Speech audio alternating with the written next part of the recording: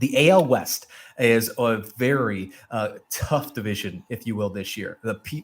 Plenty of teams spending money. We have obviously the Houston Astros, who at the minimum in the last half decade plus make it to the ALCS. Texas Rangers spending lots of money. The Angels having two of the best players in all of baseball in the same squad.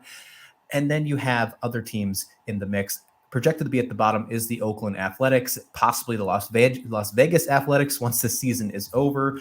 But there is a lot of conversation of what to be excited about this team. I think the first thing that comes to my mind right off the bat is what to be excited about is possibly you no longer have to be in Oakland. And I hate to say that, but that's something to be excited about. But that's not what I'm talking about. We're going to talk about on the field production.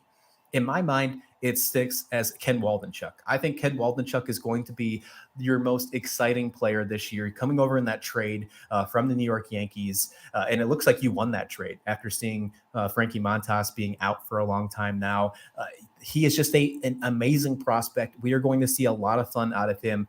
And if you got to start somewhere, I don't know if Oakland has decided that they're ready to start to rebuild and move forward. I don't know if they've decided to do that yet, because we've seen certain teams in the past, like the Pirates, take their time before they're ready to compete. And maybe we're there now with them after they sign a certain amount of free agents. However, with Oakland, if they're ready to start bringing their buildup back, ready to go again, Ken Waldichuk is a perfect centerpiece for your rotation. And I think you're going to see that this year in 2023. Yeah, I think, it's very rare that a trade involving the Yankees ends up to work out for the other team. So I'm actually quite happy that Ken Waldichuk is I guess, going to take the mound for the A's, and projected at 130 innings for the first time. That's quite a bit of a jump over his 34 innings last year, obviously combining with his minor league innings. So we'll see. I guess the good news is that, again, like a lot of these teams, this is a chance for a young, exciting player to just go out and do their job and have some fun. Oakland is one of those kind of situations where there's so much going on, so much uncertainty off the field. It could be a relief for some of these players to get on the field and, just start playing the game and ignore the whole rest of it.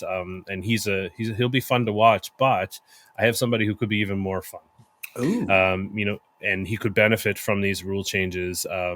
And that is Esteury Ruiz, the 24-year-old outfielder with speed to burn.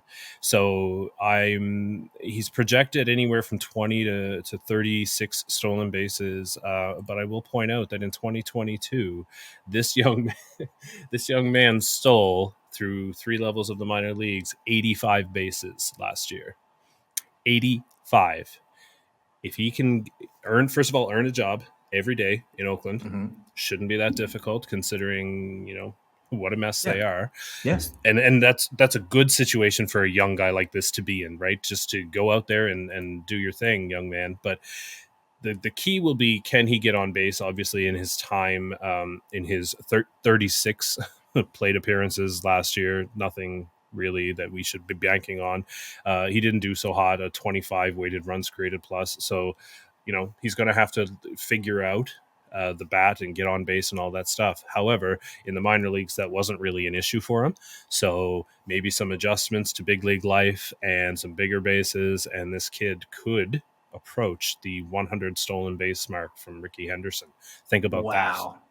At an Oakland A, beating out the Oakland A record that many believe will never be touched. But hey, add an extra 4.5 inches on there of an extra 80-something stolen bases. Will he make that in Major League this season? Obviously, that's a huge stretch. Speaking of, he did it across a couple different levels of play.